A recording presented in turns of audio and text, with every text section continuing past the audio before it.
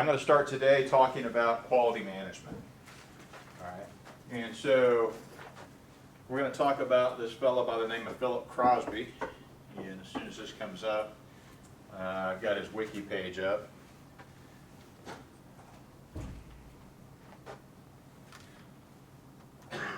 So who was the other individual we talked about? Edward Deming, right? Okay. And so he went over to Japan and was instrumental in getting their economy picked up, getting their industrial processes streamlined, and instilling some management techniques, right? So Crosby kind of dovetails in with that in that he starts working on quality management, all right? And we're actually going to define what quality management is here in just a few minutes, all right?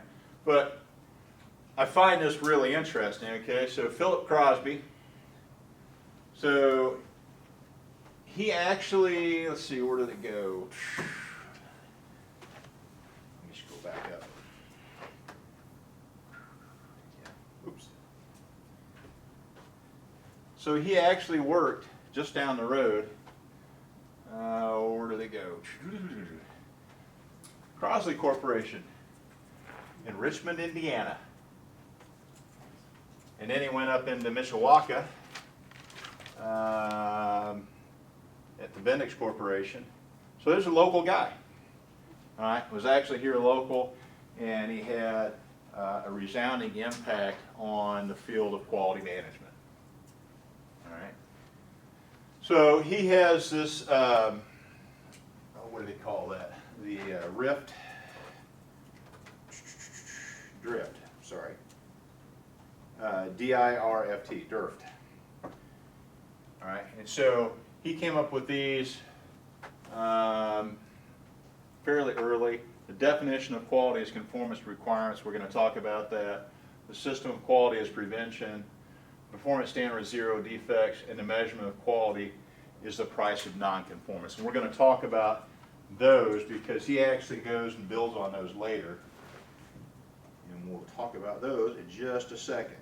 But anyhow, it's kind of a nice little thing there. And then if you read here,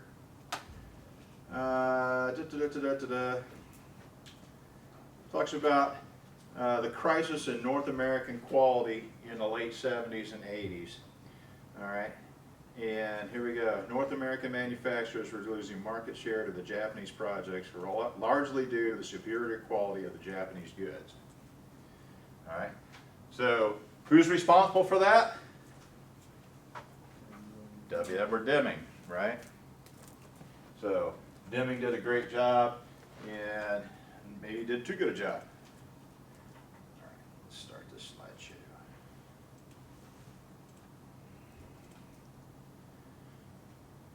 So he had 14 steps to creating quality, 14 principles of quality, however you want it. All right, and so of those four of the DIRFT thing that he had there, they're all represented in this as well. All right, and so let's talk about them as we go. So what is quality? All right, so if we went out to dinner at the nicest seafood restaurant that we could find within 100 miles, all right, we sat down, had a nice candlelight dinner, got background music for ambiance, all right, how many think that would be a quality meal? Raise your hand if you think that's a quality meal. Who doesn't like seafood? It wouldn't be a quality meal for you, would it? Ah, okay. So this whole thing of quality is sometimes kind of hard to nail down, right? And so what he does is work on how we define what quality is. And we want it to be something that's objective, not subjective. What's the difference? What's the difference between subjective and objective? So subjective is like basically you determine how a thing like is, like my opinion of something versus like Jacob's opinion of something is a subjective opinion, where an objective opinion is like it's a universal fact that this is like a good thing. Right. So subjective means that, you know, I'm putting my own influence, my own perceptions into it. all right? And if I get two people together, all right, and they're talking about the same thing, they may have a subjective matter of difference, right? All right, and so what he wants to do is to look at things in an objective manner. And so the way that he does that is he talks about requirements, creating what are called requirements. All right, and so we'll talk about that more here in just a minute. And this is literally the first of a couple different lectures on this. All right, but I wanted to get this in prior to the midterm exam. And so we will pick up again with quality management after the first week in October.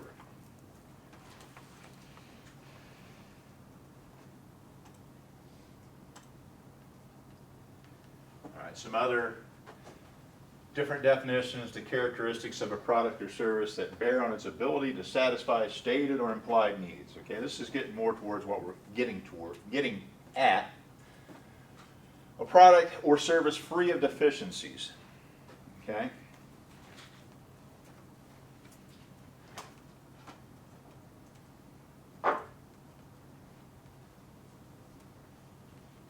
So I'd like to think that Deming's work was influential on Crosby. I don't know that for a fact. I would assume that it almost has to be, but I don't have that for a fact. All right? But he does promote a lot of the same things. All right, being able to have a management that's willing to learn, train, and then to keep doing this perpetually. All right, promoting quality conformance, seeking new ways of thinking, willing to listen to input. There is no one way. All right, and so again, we're looking at a difference in philosophy from that era. All right, so again, the American was all top down. So somebody at the top decided, oh, we should change this. And they would implement change that then rippled down to the people who actually do it. All right, and a lot of times when they did that, they didn't see the ripple effect of that, in that this small change affected several other areas and created, a problem.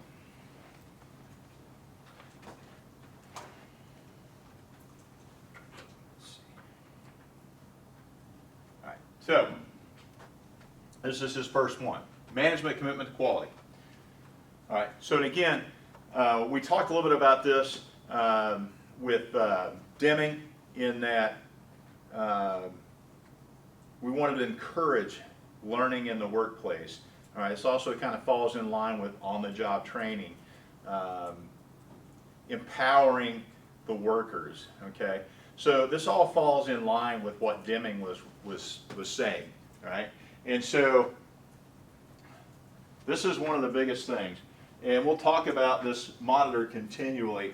I think that's the last bullet, all right? But we have to develop a leadership culture that is open to this, all right? To learning, to finding new ways of doing things, to listen to input from the people who actually know. All right. Quality improvement team with representatives from each department or function. There's another one that's very simple, that's very similar to this. We'll talk about it in 2 or 3 slides. All right. So what is he saying here? Quality improvement team with representatives from each department or function. What does that mean?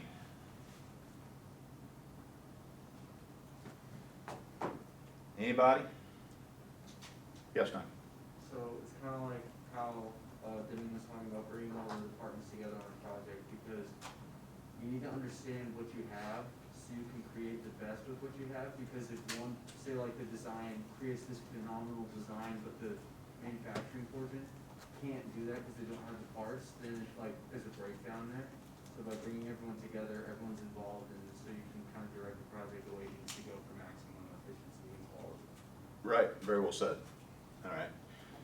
So basically, the goal here is to have all of the involved departments, and even departments that may not necessarily be involved. You've got a representative from every department there, from human resources to janitorial to production, whatever, warehouse, all that good stuff, because that way we've got all the key players that are able to sit down across the table and talk through an idea. All right. This can also lead to a synergistic effect. Everybody remembers what synergy is, right? All right, so we've got this one person who comes with an idea, and then what happens? We start talking about that idea, and somebody else gets, well, we could also do this, right? All right. So this is an opportunity for an organization to really streamline the process and get everybody on board. Because again, with this way, all right, you have feedback from all those different departments, people who actually know what happens within their department, not just somebody who has a general idea of what goes on in that department, right? So all departments are represented, all echelons. So that means that we're going to have managers, we're going to have actual production workers, we're going to have people across the whole gamut of the corporation, of the organization, who are a member of this team. All right. Does anybody know what the downside of this would be? What's the downside to this? And the more people you add to a group, the clunkier it gets to actually get stuff done. Yes. So this is a balancing act. I once worked at an organization, it was a fairly large organization, and we did every single decision as a group, and we had to have consensus. And so when we had our meetings, there literally were 14 people, and we had to come to a consensus decision, meaning everybody had to vote the same way. I have never been so frustrated in my life in some of those meetings, because you would have people who were just holdouts. You know, I'm not doing that. I'm not going that way. So this is good, but there are drawbacks to it. It takes a lot of time as well. All right. So this is not something that we're going to do for every little thing that comes along, but if we're going to do a major project, if we're going to have a major new item that we're developing, we're going to develop this team, right? And we're going to use it to make sure that we are taking into account all the different departments and the things that might create snags or ways that we could be more efficient about it. But if we do this for every single thing, it's so time consuming, it's not even funny. And so, you know, with that organization, we would schedule an hour, and I can't tell you how many times we went 3 to 4 hours and would break because we couldn't reach a consensus, all right? And it was very frustrating. All right, management leadership must listen to the input received from this team, all right? So this team is basically in an advisory capacity to say, you know, here's how we can make this work. And they're going to come to the management with some options, right? And so management then has a responsibility to listen to this. Do they always? No. All right, there may be constraints that they have to work within. All right, so maybe they're not listening to the team, but if that happens, what's going to happen? All right, the odds are that we're going to miss the boat somewhere along the line. This is really important. Management must give guidance on goals, timelines, etc. All right, so this team doesn't just operate in a vacuum, right? They don't just meet and be like, oh, hey, you know, what are we going to talk about today, right? Management is bringing something to the table to say, here we go, this is the project that we're working on, and these are the constraints that they need to work within. Okay, so usually we're going to have, you know, hey, we need to be able to do this by X date. We need to look at what constraints we have as far as materials. We have these materials, these suppliers to work with, so forth and so on. So management comes in with some guidance, some development already done on this, right? This doesn't just poof out of existence. Management actually has to provide some guidelines for them to work on. All right. Well-running team may be able to self-generate direction. All right. I've been involved in a few of these, and anytime we were left with self-direction, it turned into a free-for-all. All right, because we'd get way off topic, go down a rabbit hole, and we wouldn't actually solve anything that was useful. Okay.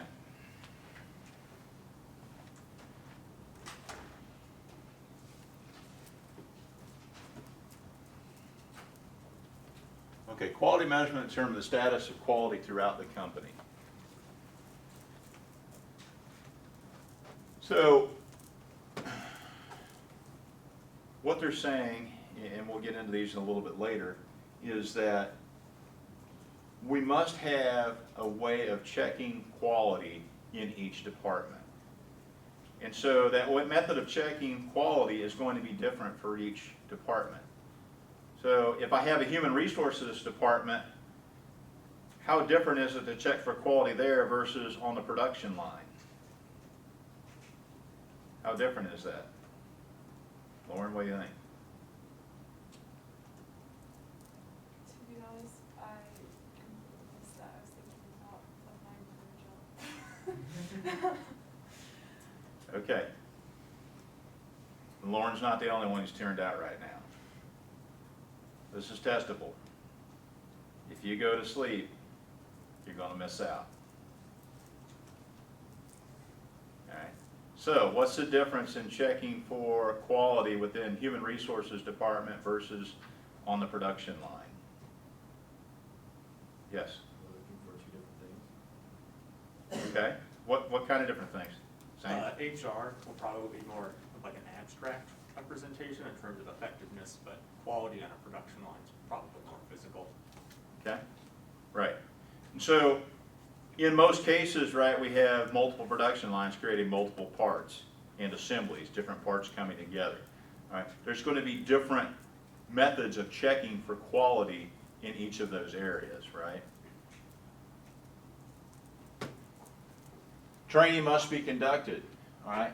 So we have to develop the tools for quality. First, we have to establish what those quality criterion are, all right? A lot of times if we're creating a product for somebody, they're going to give us the quality requirements. It must be able to do this. It must be this thickness. It must be this density, whatever, okay?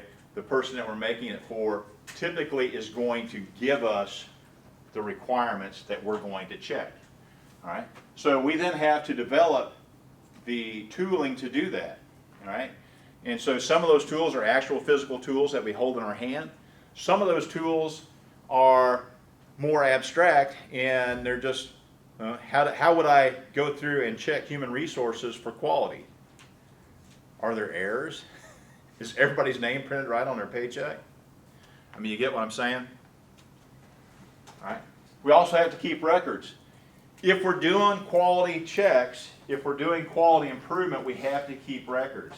Why do I care about records? What do the records do? Jack?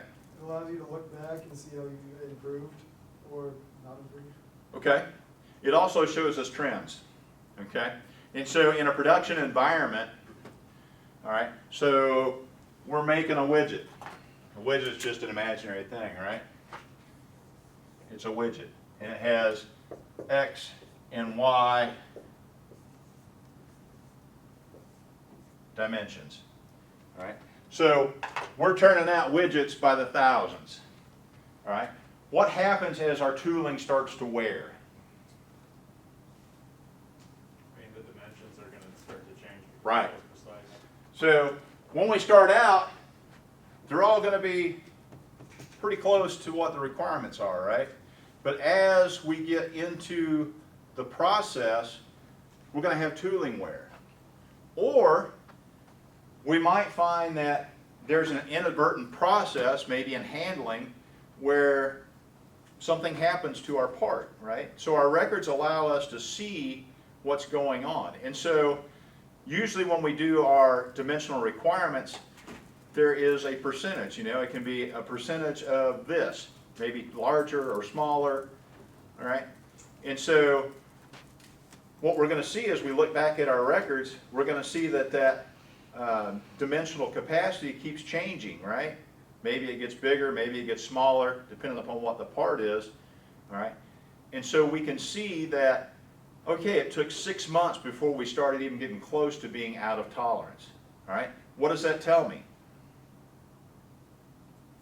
I go back through the records, and I saw that, you know, from the time that we put new tooling in until now, it's been 6 months, and now we're getting close to being out of tolerance. What does that tell me, Duncan? You should probably replace that part every 6 months for, that's. Right, that means that that particular tool life is probably about 6 months, right? So that gives me some useful benchmarks that I can plan on, right? If I know that every 6 months I'm going to have to retool this particular machine, that's good information to know, all right? And it's going to help me avoid having issues down the line, all right? So again, we can't just collect the data and not do anything with it. And unfortunately, some do, all right? But if we're doing a, say, a government contract, right, they're going to want the data on everything. I talked early on about how I worked for Olin Corporation creating 20 millimeter rounds. And every single one of those rounds had to be tested. Every single one of them. And I don't know how many millions we turned out, but it was a lot. All right? They wanted the records on that. Every single one. All right? So, again, we're going to use that data to look at trends and be able to forecast, okay, these are some things that we need to be thinking about.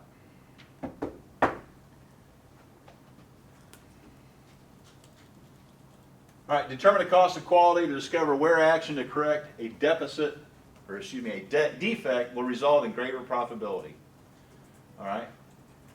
So again, by keeping this data, and we're going to talk a little bit more about some of his other things, involvement of people at all levels of the organization, right? They're going to be the ones who are going to see the changes. And they're going to be the ones who have the ideas about how we can adjust or how we can make it better, how we can get longer tool life, how we can make it more efficient.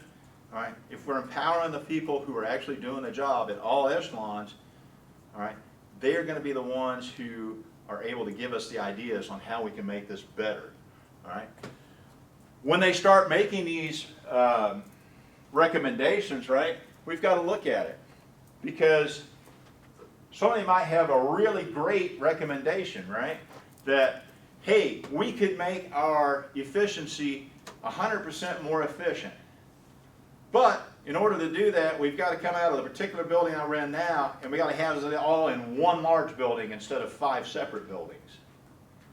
All right? Well, that would make it more efficient, but how expensive is that? Right? I mean, we're talking several $1 million. It might be worth it in the long run, but I don't know. We have to weigh what it costs to actually make those corrections, make those adjustments versus what we're going to get out of it. And so for something like that, you know, that's a lot of money.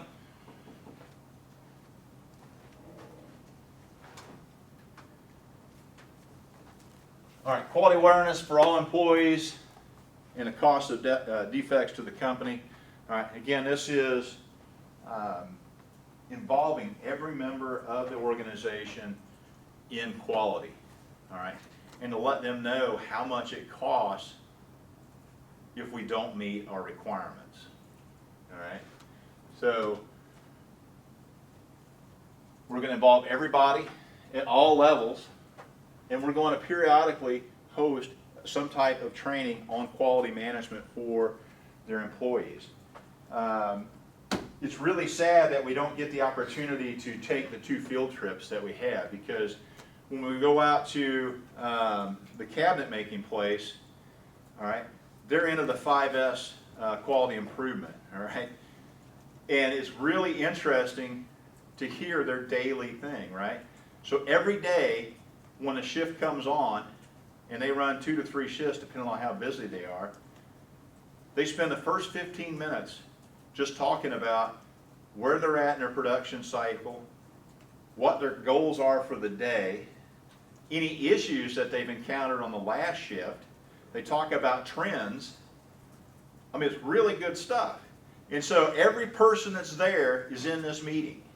And so everybody knows what's going on. They know where to look. All right, and every person there has a voice to be like, hey, wait a second, I got an idea. All right, so good stuff. How to make on-the-spot corrections. This is huge. So the place where I worked, Olin Corporation, many, many years ago, it was a union-led job, and on-the-spot corrections really weren't a thing. If there was something wrong, the union discouraged you to actually make corrections, right? Because we're all about getting paid more.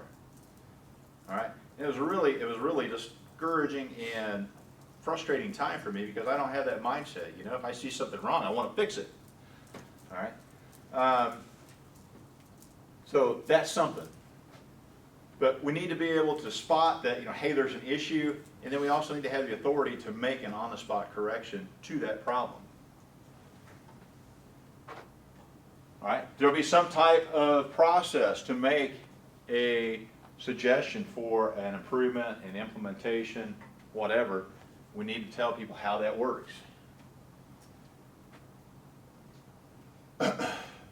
Most importantly, every person there at that organization needs to understand how they can have a direct impact on the cost, which means more money for the organization.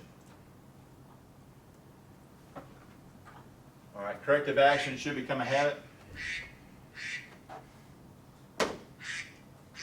Sorry, I let the duck in. All right, just as we were saying on the last one, management must be supportive of on-the-spot corrections. In that organization, it wasn't. All right. So, example of a littered courtyard. How many people walk out of a restaurant and you see cups and stuff laying all over the place? Okay, it's pretty predominant, right? If you come out of a restaurant somewhere in town, generally there's garbage out everywhere, right?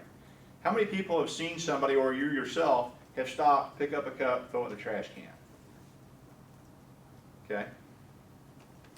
That's the type of mentality that we want to create within our organization, is people who see something that's out of place and take action.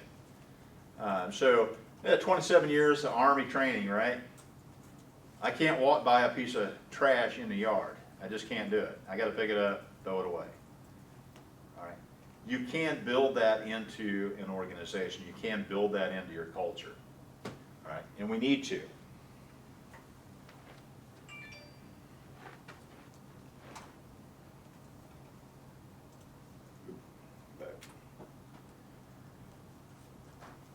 All right. So I talked earlier about the team management.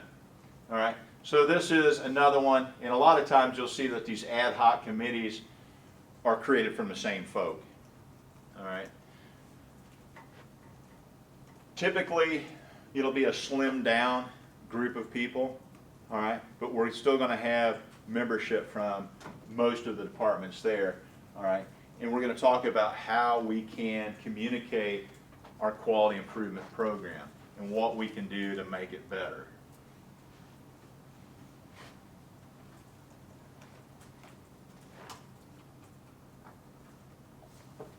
Okay. We have to train our supervisors on all of these things. If we don't train the supervisors, then how is it going to get done? All right. So, training our supervisors on the 14 steps, empowering them, and then they empower the workers. All right.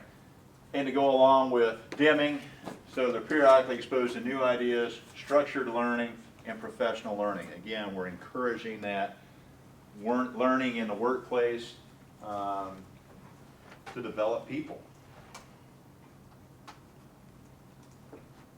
Zero Defects Day, the cabinet shop, it also has this. Right? They'll have a day where they just bring people in, and it's all about quality improvement, quality management. All right? And they talk about how they can create more quality, how they can ensure better quality, all right, and how everybody there has a piece to do within the quality management program. So, like I said, so at every level, we should have goals. So, employees should have goals, the department should have goals, and then the company should have goals, right? And the key thing about this is that the goals that I set as an employee need to be in line with what the department sets. And the goals that the department sets should be in line with what the goals that the company sets. So they're all nested, right? And they're all supportive of each other, right? That doesn't mean that there aren't some goals here that don't necessarily fall in with this, but they can't be in contradiction to it, all right? So we've got that echelon of goals that are supporting to the next higher level all the way up.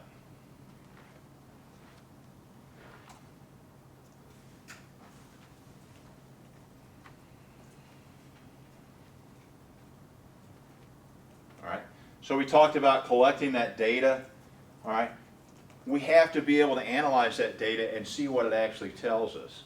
So if I'm collecting this data and I'm doing a statistical analysis on the data, right? Well, what do I do with that? All right. A lot of companies are really good at saying, oh, here's our trend. Well, how do you fix that? All right. In a production environment, it's a lot easier because you actually have finite things that you have in your hand, that you can hold in your hand, right? All right. For other things, it may not be so definite. Okay. But we have to be able to develop a way that we can address the negative trends that we're seeing. If we can't do that, if we can't take corrective action, then the whole thing is for naught.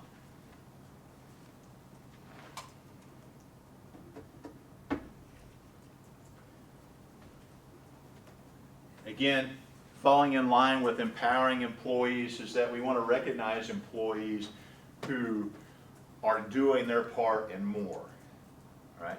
And a lot of organizations do this. I mean, how many people have been at McDonald's and seen the Employee of the Month up, right?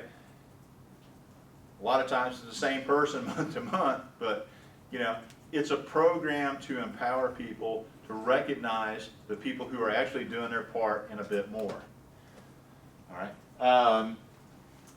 Another way that they do that, and I was involved in this at one point in time. I managed a Burger King, and so what they did is a nationwide contest, and it was on quality. And so they'd come in and they'd do periodic inspections. And so they'd have secret shoppers come in and make an order, and they'd check the order against the accuracy, the quality of the food, presentation of the food, the whole 9 yards.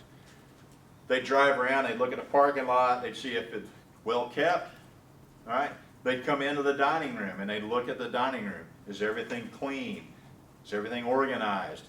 All right? They go in the restroom, same thing, right?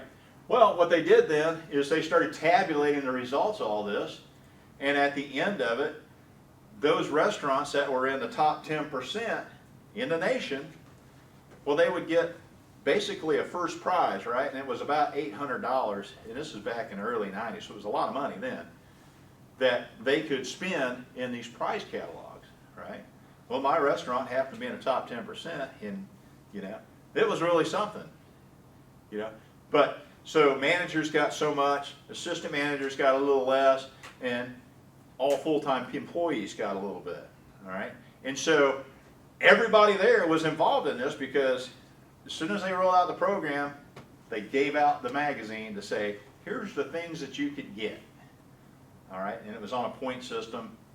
But yeah, I mean, everybody was really excited about this program because they're going to get something out of it, all right? So we want to be able to encourage our employees to do something.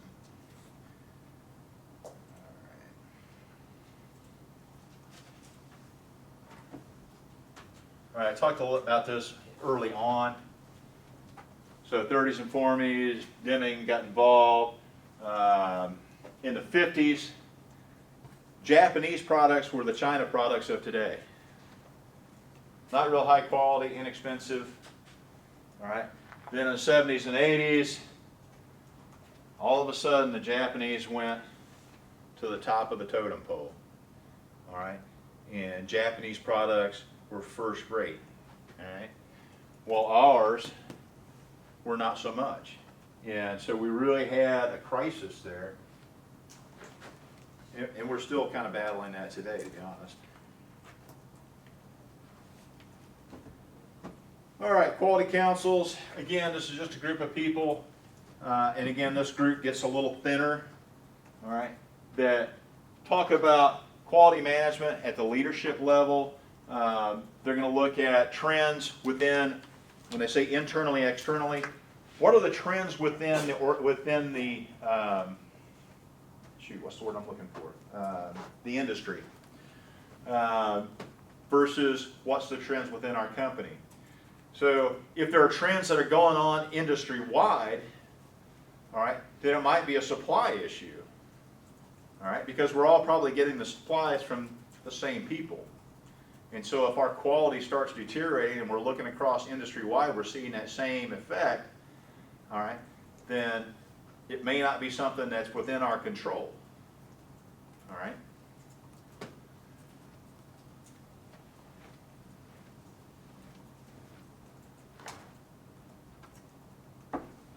And it must be cyclic. So we do all this on-the-job training stuff. We do all the quality management training stuff. All right? But let's face it, the human being, if something isn't reinforced time and time again, our retention of it is pretty slim. So as of right now, if I handed out a quiz over what I just covered, how much of this would you have? I'm going to say, looking at the faces looking at me, 2%. Okay, y'all are definitely not with it today. All right. I realize that some of these lectures are kind of long and boring, but all right. So we have to reiterate these training cycles, all right, and they have to be cyclic. Like I said, typically you'll see 0 defects days happen once or twice a year, all right, simply because people just don't remember.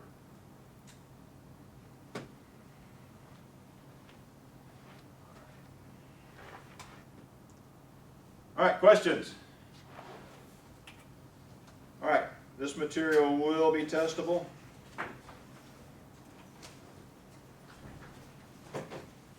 On Wednesday, we will go over the review.